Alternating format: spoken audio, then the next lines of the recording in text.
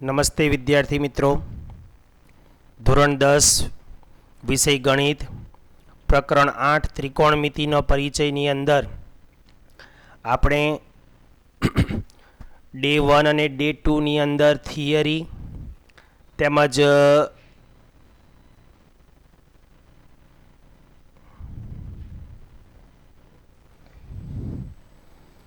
તો આજે ત્રીજો દિવસ છે પ્રકરણ 8 ત્રિકોણમિતિનો. ત્રીજા દિવસની અંદર આપણે સ્વાધ્યાય 8.1નો પ્રશ્ન 6 જોઈશું. ખૂણો એ અને ખૂણો બી એવા લઘુકોણ છે કે જેથી કોસ એ બરાબર કોસ બી. તો સાબિત કરો કે ખૂણો એ બરાબર ખૂણો બી. જો મિત્રો અહીંયા કાટકોણ ત્રિકોણ જ દોરવાનો છે. અહીંયા પણ એ સ્પષ્ટતા કરેલી નથી આ લોકોએ, પણ ખરેખર અહીંયા કાટકોણ ત્રિકોણ જ આવશે. આ આખા પ્રકરણમાં કાટકોણ ત્રિકોણ સિવાય બીજું કંઈ વિચારવાનું નથી. બરાબર, એ લોકોએ સ્પષ્ટીકરણ કરવું જોઈએ. અહીંયા કોસ અને વિધેય લાગે ને, આ વિધેય હંમેશા ત્રિકોણમિતિય ગુણોત્તર ત્રિકોણ, આ વિધેય હંમેશા કાટકોણ ત્રિકોણ માટે જ લાગુ પડે છે. એટલે તમારે કાટકોણ ત્રિકોણ જ સમજવાના છે. એ અને બી એવા લઘુકોણ છે, તો હું એ અને બીને અહીં લખીશ તો સી એ કાટખૂણો બનશે. અહીંયા કોસ એ અને કોસ બી લખ્યું છે એટલે મતલબ સી એ કાટખૂણો બનાવે છે. તો ગણતરી કેવી રીતે કરવાની છે એ જોઈ લો. અહીંયા તમને જે બે વિધેયો આપેલા છે કોસ એ અને કોસ બી, તો કોસ એ બરાબર કોસ બી, એટલે આ કોસનું નિરીક્ષણ એથી કરો. તો એથી નિરીક્ષણ કરશો તો સાબા અને કર્ણ, પાબા અને કર્ણ મળશે. તો કોસનું વિધેય શું છે? તો કે પાબાના છેદમાં કર્ણ બરાબર. અહીંયા પણ કોસનું વિધેય શું છે? તો કે પાબાના ગુણોત્તર શું છે? પાબાના છેદમાં કર્ણ. પણ ધ્યાન રાખજો મિત્રો, આ બંને પાબા અલગ હશે, બંને કર્ણ અલગ હશે નહીં, કારણ કે બંનેના નિરીક્ષણ બિંદુ અલગ અલગ છે. હવે કોસ એથી નિરીક્ષણ કરો અને એથી પાસેની બાજુ કોણ થઈ? તો કે એસી. તો અહીંયા આવશે એસી અને કર્ણ તો તમારો એ બી જ થવાનો છે, કર્ણ આવશે એ બી. ચાલો, અહીંયા કોસ બી છે તો બીથી નિરીક્ષણ કરો. બીથી નિરીક્ષણ કરો તો પાબા કોણ થશે? સીબી અથવા બીસી, સીબી અથવા બીસી. અને કર્ણ કોણ થશે? તો કે એ બી થશે. હવે જુઓ મિત્રો, બરાબરની બંને બાજુના છેદ કેવા છે? સરખા છે, એટલે છેદને તમે ઉડાડી શકો. તો અહીંયા થયું શું? એસી બરાબર બીસી. હવે ધોરણ 9નો એક મુદ્દો યાદ કરીએ. જો ત્રિકોણની બે બાજુઓ સમાન હોય તો તેની સામેના ખૂણા પણ સમાન થાય. તો હવે એ વાક્ય લખીએ આપણે. હવે અથવા પરંતુ કરીને લખીએ. પરંતુ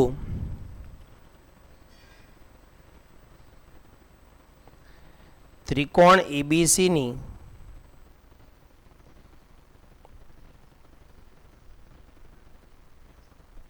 બે બાજુઓ એસી અને બીસી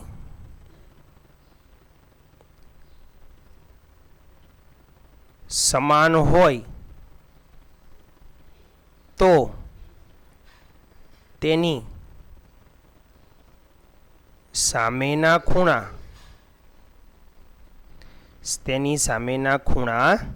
સમાન થાય. તેની સામેના ખૂણા કેવા થાય? સમાન થાય. તો માટે એસી બરાબર બીસી છે. તો એસીની સામેનો ખૂણો કયો?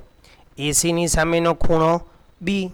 તો અહીંયા માટે ખૂણો બી બરાબર, અને બીસીની સામેનો ખૂણો એ, ખૂણો બી બરાબર ખૂણો એ, જે આપણે અહીં સાબિત કરવાનું છે એ થઈ જાય. બરાબર, આ રીતે તમે કામ કરી શકશો. ત્યાર પછી નંબર 7 છે કોટ થીટા ઇઝ ઇક્વલ ટુ 7/8. આકૃતિ દોરી લઈએ. કોટ થીટા ઇઝ ઇક્વલ ટુ 7/8.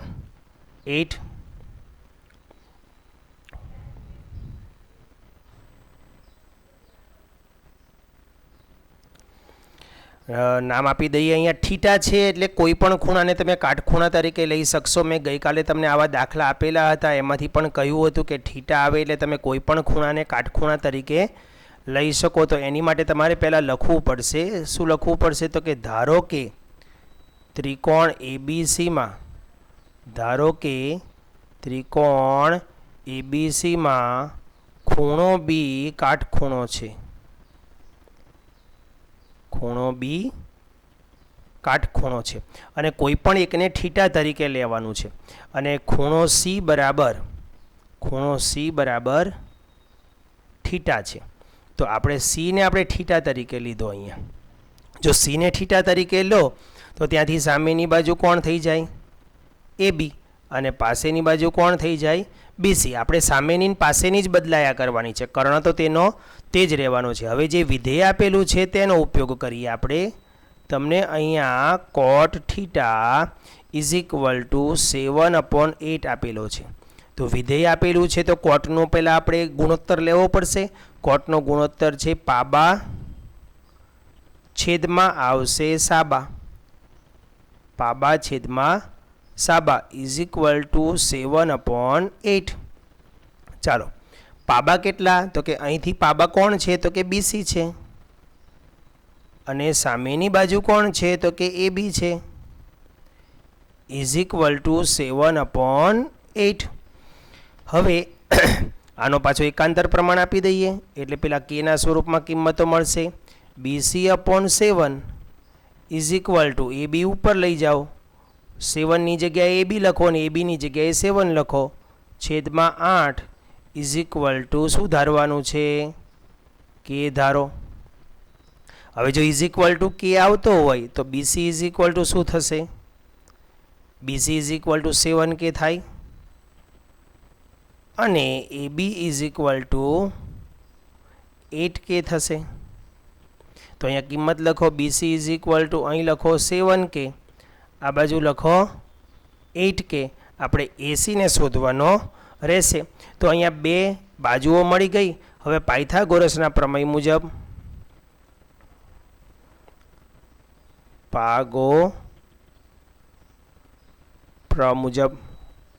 પાયથાગોરસના પ્રમેય મુજબ AC²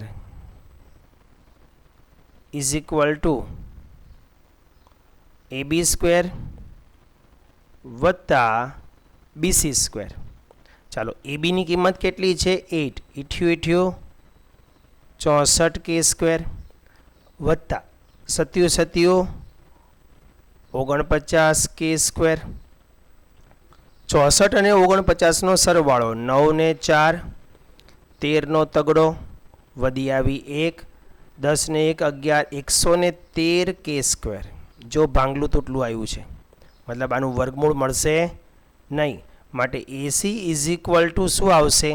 તો કે વર્ગમૂળમાં 113 અને કેના વર્ગનું નીકળે એટલે 100 વર્ગમૂળમાં 113 અને કે બહાર આવશે. આ કિંમત આવશે.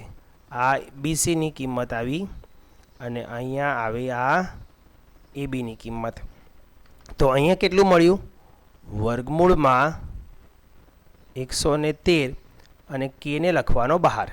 ઓકે, હવે તમારે જે શોધવાનું છે આ વિધેયો, જો નંબર 1 અને નંબર 2, આની અંદર કયા કયા વિધેયની જરૂર છે? તો કે સાઇનની જરૂર છે, કોસની જરૂર છે અને અહીંયા કોટ. તો કોટ તો આપણી પાસે અહીંયા છે જ, એટલે અહીં બીજા માટે કોઈ વસ્તુ શોધવાની જરૂરિયાત નથી. પણ એક નંબર આપણે ખાલી એમાં સાઇન અને કોસના વિધેયની જરૂર છે. તો પહેલાં સાઇન અને કોસના વિધેયો શોધી લઈએ. તો sine theta is equal to સાબાના છેદમાં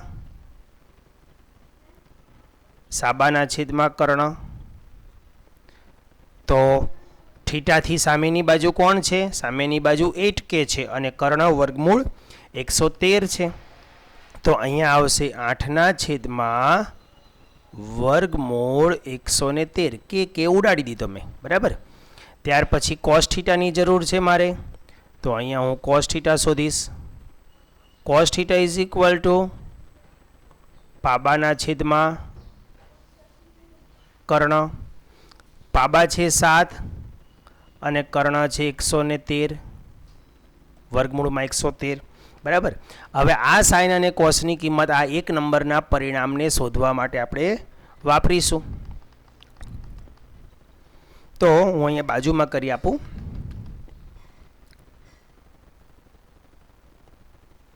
તો હવે નંબર 1 જે આપણે શોધવાનું છે, જેની કિંમત શોધવાની છે, એને હું અહીંયા લખું છું 1 પ્લસ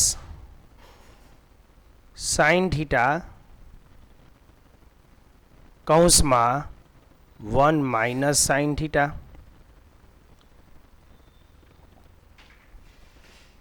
છેદમાં આવે છે 1 પ્લસ કોસ થીટા અને 1 માઇનસ કોસ થીટા.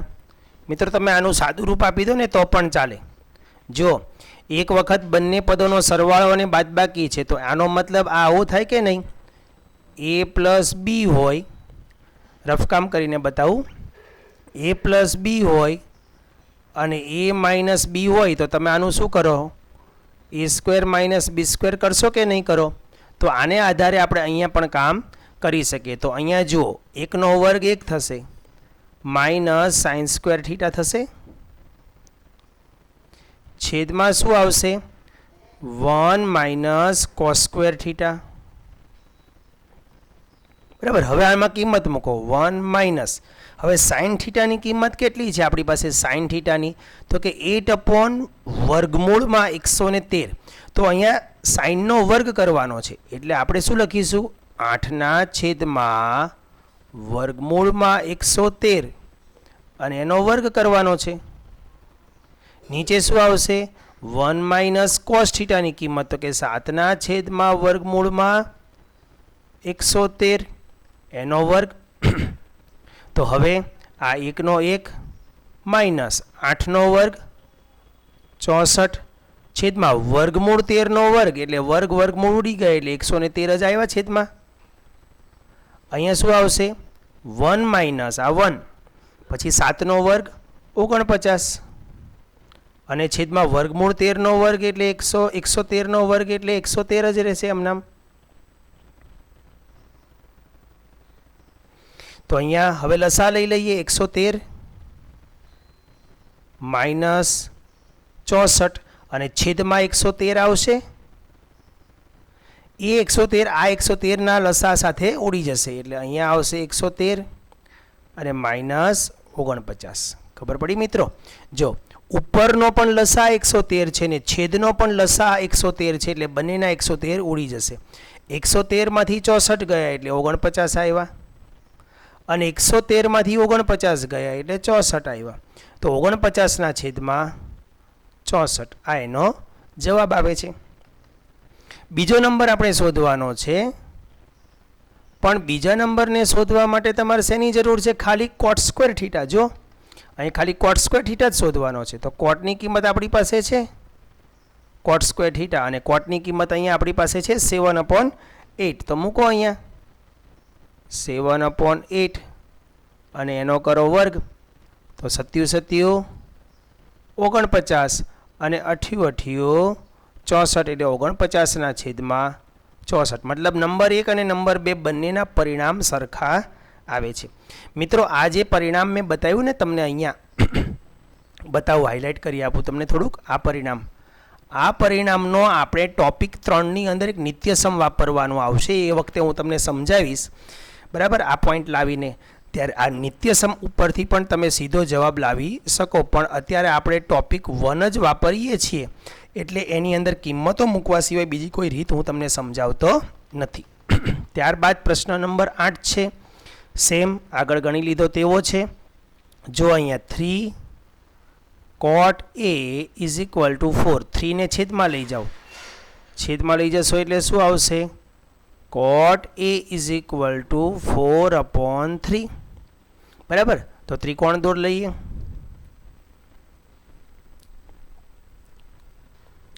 કાટકોણ ત્રિકોણ દોરો એટલે તરત બધું સમજાઈ જાય.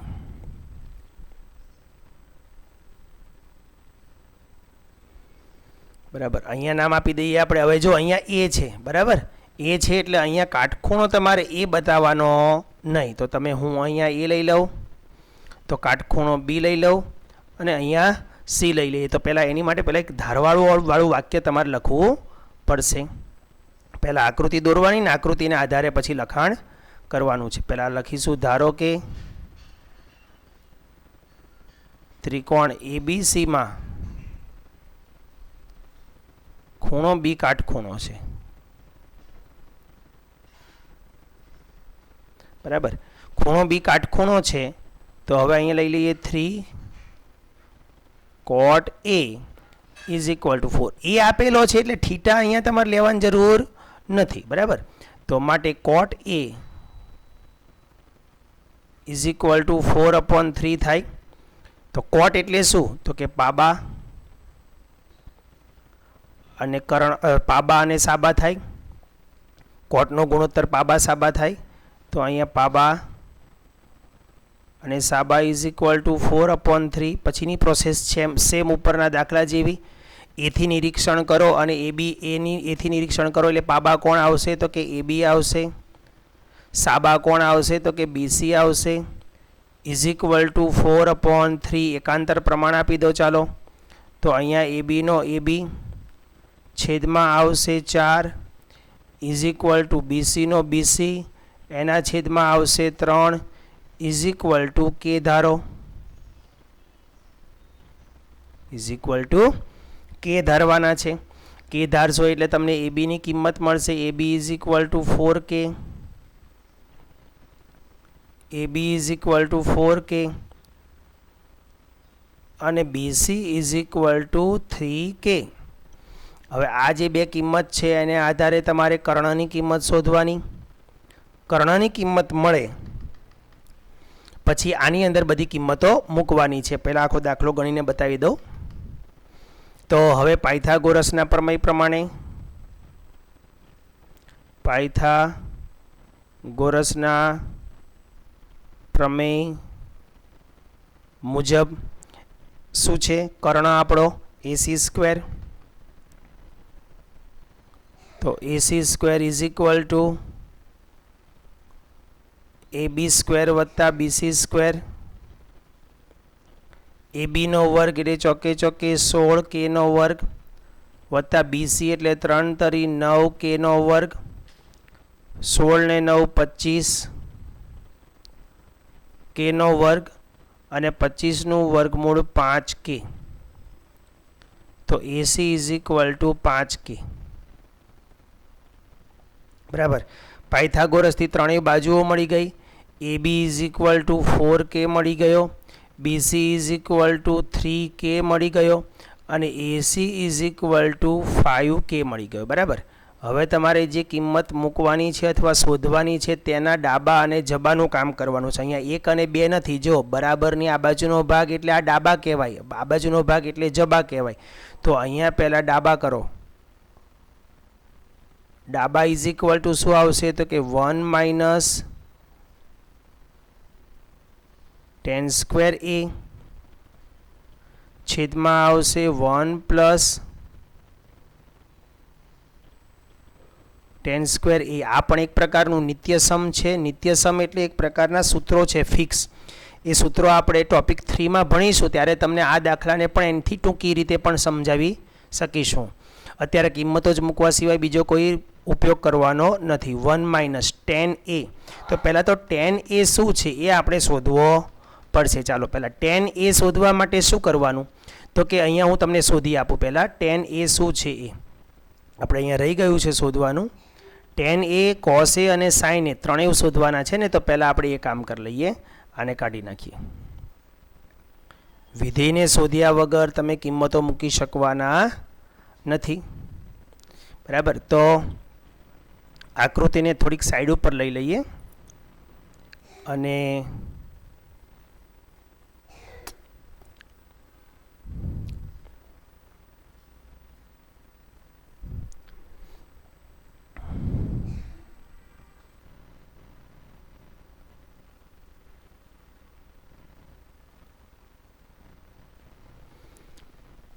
તો અહીંયા આપણે પહેલાં વિધેયો શોધી લઈએ. જે વિધેયોની જરૂર છે મારે tan A ની જરૂર છે એટલે હું અહીંયા tan A શોધીશ. tan A is equal two આવશે સાબાના છેદમાં પાબા, સાબાના છેદમાં પાબા એટલે એથી સામેની બાજુ કોણ છે 3k એટલે કે 3 જ લખીશ, કે તો આમથી ઉડી જવાનો છે ને પાબા ઇઝ ઇક્વલ ટુ 4 છે. તો tan a ની કિંમત થઈ 3/4. ત્યારબાદ મારે અહીંયા cos a અને sin a ની પણ જરૂર છે બાજુમાં, જમણી બાજુના ભાગમાં. એટલે હું અહીંયા cos a શોધીશ. cos a નો ગુણોત્તર છે પાબાના છેદમાં કર્ણ, પાબાના છેદમાં કર્ણ. તો અહીંયાથી નિરીક્ષણ કરવું અને પાબા થાય 4k એટલે 4 અને કર્ણ થાય 5 એટલે 4ના છેદમાં 5. ત્યાર પછી છે sin a. તો sin a નો ગુણોત્તર છે સાબાના છેદમાં કર્ણ, સાબાના છેદમાં કર્ણ. અહીંયાથી સામેની બાજુ 3k છે એટલે કે 3 થશે અને કર્ણ 5 છે એટલે 3ના છેદમાં 5 થશે. આ 3 વિધેયો આપણે અહીંયા જરૂરિયાત હતી એટલે એને પહેલાં શોધી લીધા. હવે તમારે ડાબા અને જબાથી કામ કરવાનું છે. તો કે હવે ડાબા બરાબર 1 - tan square a, 1 - tan square a છેદમાં આવશે 1 + tan square a, 1 + tan square a. હવે આની અંદર એની કિંમતો મૂકી દઈએ. 1 નો 1 minus tan a, tan a ની કિંમત કેટલી છે 3/4 અને એનો વર્ગ કરવાનો છે. તો કે 3/4 અને એનો કરવાનો છે વર્ગ, છેદમાં આવશે 1 + 3/4 અને એનો પણ વર્ગ કરવાનો છે. ખાસ ધ્યાન રાખજો અહીંયા મિત્રો, આ બરાબરને હંમેશા ક્યાં કરીશું, આ મુખ્ય જે છે એની આગળ, એટલે અહીંયા આવશે બરાબર. તો હવે અહીંયા કિંમતો આગળ જઈએ. 1 નો 1 માઇનસ 3 નો વર્ગ 9 અને 4 નો વર્ગ 16 છેદમાં આવશે 1 + 9/16. હવે અહીંયા લસા લઈ લેવાનો. હમણાં આગળ દાખલો ગણ્યો ને વર્ગમૂળમાં 113 વાળો, એના જેવો. 16 બંનેનો લસા છે. 16 × 16 - 9, 16 - 9 છેદમાં 16 + 9, 16માંથી 9 ગયા એટલે 7 અને 16 ને 9 25 એટલે 7ના છેદમાં 25 એનો જવાબ આવશે. ત્યારબાદ આ ડાબા થયું ને. હવે જબાની ગણતરી બાજુમાં જ બતાવી દઉં હું, તમે નીચે બતાવશો તો પણ ચાલશે. જબાનું પરિણામ શું છે તો એને જોઈ લઈએ. cos square a - sin square a, cos square a - sin square a મતલબ cos a અને sin a ની જે કિંમતો છે ને એને વર્ગ કરવાના છે તમારે. તો ઇક્વલ ટુ અહીંયા આવશે 4ના છેદમાં 5 એનો વર્ગ માઇનસ અહીંયા આવશે 3ના છેદમાં 5 એનો વર્ગ.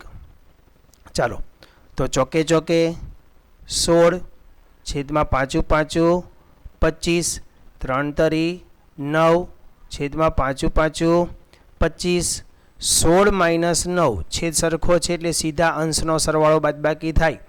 16 - 9, 16 - 9 એટલે કે 7 અને છેદમાં આવશે 25. તો ડાબા અને જબા બંનેના મૂલ્ય કેવા આવ્યા, સરખા એવા. માટે તમે લખી શકો માટે ડાબા બરાબર જબા. ઓકે. ત્યાર પછીનો પ્રશ્ન નંબર 11 છે. નીચેના વિધાનો સત્ય છે કે નહીં તે કારણ આપી જણાવો. બરાબર. તો આની વિશે થોડીક ચર્ચા કરી લઈએ આપણે. નંબર 1, tan a નું મૂલ્ય હંમેશા 1 કરતાં ઓછું હોય. પહેલાં મિત્રો હું તમને એક વસ્તુ સમજાવી દઉં. આપણા જે ગુણોત્તરો છે ને એના વિશેની થોડીક માહિતી અહીંયા હું તમને આપી દઉં. આપણા જે ગુણોત્તર છે તેમાં સાઇનનો ગુણોત્તર શું છે? સાઇનનો ગુણોત્તર છે સાબા અને છેદમાં કર્ણ. પહેલાં બધા ગુણોત્તર તમને લખી આપું. કોસનો ગુણોત્તર શું છે તો કે પાબા છેદમાં કર્ણ. બધું તમને આમાંથી જ ખબર પડી જશે. અને ટેનનો ગુણોત્તર શું છે? ટેનનો ગુણોત્તર છે સાબા અને છેદમાં પાબા. બરાબર. એ જ રીતે અહીંયા એનો વ્યસ્ત વિધેય એટલે કે કોસેક થીટાનો ગુણોત્તર શું છે? તો કે કર્ણના છેદમાં સાબા. તો સેક થીટાનો ગુણોત્તર શું છે? સેક થીટાનો ગુણોત્તર છે કર્ણના છેદમાં પાબા. અને કોટ થીટાનો ગુણોત્તર શું છે? કોટ થીટાનો ગુણોત્તર છે પાબાના છેદમાં સાબા. બરાબર. અને એક હું કાટકોણ ત્રિકોણ લઈ લઉં અહીંયા, એટલે એના ઉપરથી બધું તમને સમજાવતો રહીશ.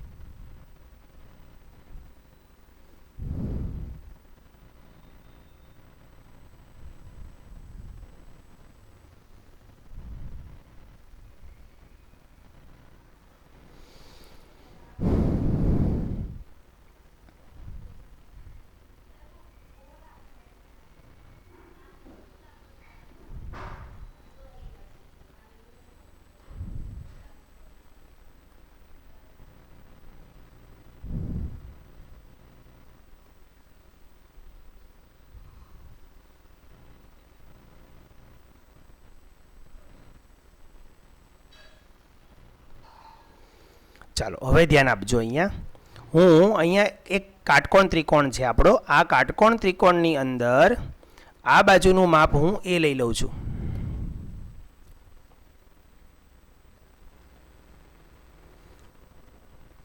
અહીંયા એ લઈ લઉં છું. અહીંયા કાટખૂણો છે, આ બી છે ને આ સી છે. બરાબર. હવે ધ્યાન આપજો. સાઇન થીટાનો મતલબ હું કોઈ પણ એકને થીટા તરીકે લઉં. અહીંયા મેં થીટા લીધો અને આ બાજુને હું 3 લઉં છું, આ બાજુને 4 લઉં છું, તો પાયથાગોરસથી આ 5 થાય.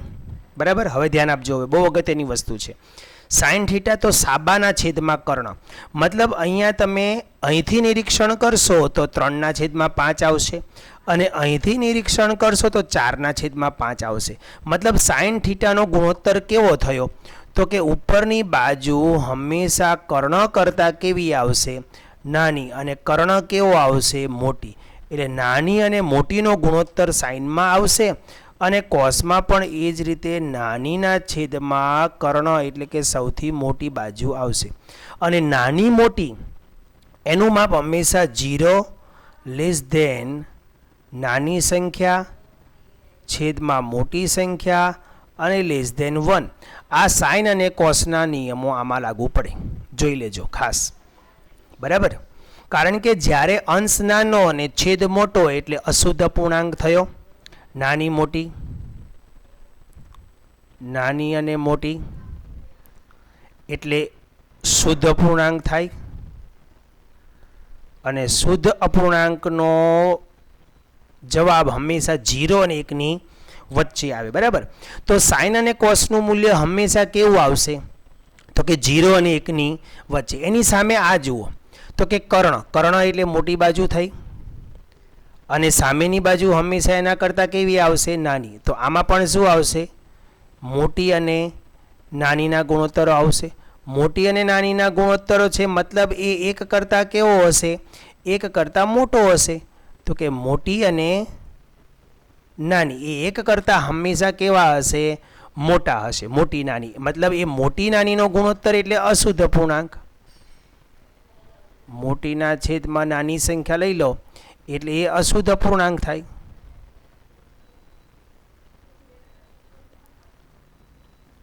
બરાબર. હવે સાઇન અને ટેન અને કોટમાં જુઓ તો એ દર વખતે બદલાશે. કારણ કે જો ટેન હવે હું અહીંથી નિરીક્ષણ કરું, સી પાસેથી નિરીક્ષણ કરું તો ટેન માટે સાબા 3 થશે અને પાબા 4. તો જો ત્યાંથી નિરીક્ષણ કરું તો 3/4 આવે. એટલે કે આનો ગુણોત્તર છે ને નાની છેદમાં મોટી આવી. જો અહીંથી નિરીક્ષણ કર્યું તો 3/4 એટલે નાની મોટી આવી. પણ અહીંથી નિરીક્ષણ કરશો તો સામેની બાજુ મોટી થશે અને પાસેની બાજુ નાની થશે. એટલે અથવા શું આવશે? અહીંયા મોટી નાની આવશે, મોટી નાની નાની મોટી કોઈ પણ આવી શકે. એટલે એનો મતલબ એવો છે કે આનું મૂલ્ય 1 કરતાં નાનું હોઈ શકે ને 1 કરતાં મોટું પણ હોઈ શકે. મતલબ આ બંનેનું મૂલ્ય કેવું હશે? 1 કરતાં નાનું અથવા 1 કરતાં મોટું, અથવા એક પણ હોઈ શકે. બંને 45-45 ખૂણા રાખો તો આ 3 અને આ 3, તો એક પણ હોઈ શકે. એક પણ હોઈ શકે. સમજાઈ ગયું?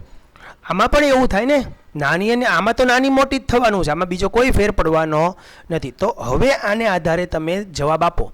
tan a નું મૂલ્ય હંમેશા 1 કરતાં ઓછું હોય. હંમેશા કીધું, હંમેશા 1 કરતાં ઓછું, તો એ વિધાન ખોટું છે. જો 1 કરતાં નાનું હોય એટલે કે ઓછું હોય, 1 કરતાં મોટું હોઈ શકે ને 1 પણ હોઈ શકે tan નું મૂલ્ય. એટલે આ વિધાન કેવું આવે છે? ખોટું. હંમેશા લખ્યું એટલે આ વિધાન ખોટું છે. ઓકે, હવે એ માપવાળા કોઈક ખૂણા માટે, આ એ માપવાળો કોઈક ખૂણો છે. sec a = 12/5. 12 એટલે સેકમાં જુઓ, આ મોટું છે ને આ નાનું છે. મોટું નાનું નાનું મોટું એવું જુઓ ને, તો સેકમાં ઉપર મોટી ને નીચે નાની આવી શકે? આવી શકે. તો સત્ય છે, સત્ય છે. કોઈ ખૂણા એ ના કોસેકેન્ટ, કોસેકેન્ટ એટલે કોસેક, આટલું જ જોવાનું આપણે. કોસેકને સંક્ષિપ્તમાં કોસ એ લખાય. કોસેકેન્ટને સંક્ષિપ્તમાં કોસેક લખાય, કોસ એ લખાય નહીં. વિધાન ખોટું છે. કોસેકેન્ટને કોસેકેન્ટ આને એમ કહેવાય. કોસેકેન્ટને ટૂંકમાં, સંક્ષિપ્ત એટલે ટૂંકમાં કોસેક લખાય.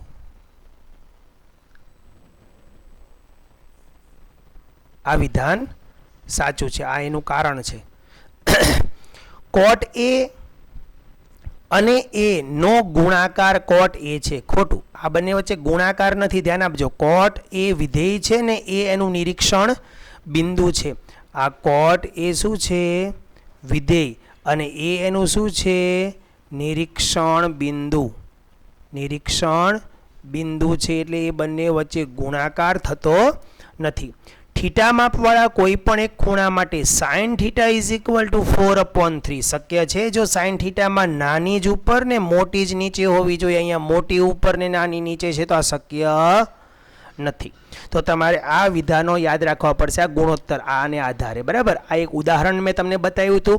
તમે કોઈ પણ કાટકોણ ત્રિકોણ જોઈ લેશો તો હંમેશા સાઇન માટે નાની છેદમાં મોટી જ આવવો જોઈએ, કોસ માટે પણ નાની મોટી આવવો જોઈએ, ને ટેન માટે નાની મોટી અથવા મોટી નાની કોઈ પણ થઈ શકે, અથવા સરખી સરખી પણ થઈ શકે. સરખી સરખી પણ ક્યારે થાય? જ્યારે બંને 45 અંશના ખૂણા હોય ત્યારે. એટલે એક પણ હોઈ શકે એની માટેનું મૂલ્ય, તો એ પણ અહીંયા હું સાથે ઉમેર દઉં. અથવા સરખી સરખી બંને બાજુઓ કેવી હોઈ શકે? સરખી સરખી હોઈ શકે. તો જો નાની અને મોટી હોય તો 1 કરતાં નાનું થાય, મોટી નાની હોય તો 1 કરતાં મોટું થાય, અને સરખી સરખી હોય તો 1 હોઈ શકે. એટલે 10ના આ 3માંથી કોઈ પણ એક શક્યતા બની શકે છે. તો આ તમારા ખરા ખોટા છે, જે કારણો સાથે મેં તમને સમજાવ્યા, અને દાખલા પણ તમને ગણાવ્યા છે. આ આધારિત થોડાક વધુ પ્રશ્નોની પ્રેક્ટિસ પણ તમે જાતે કરી શકશો. તો આજનો આ પીરિયડ અહીંયા પૂરો કરીએ છીએ. જય હિન્દ, જય ભારત.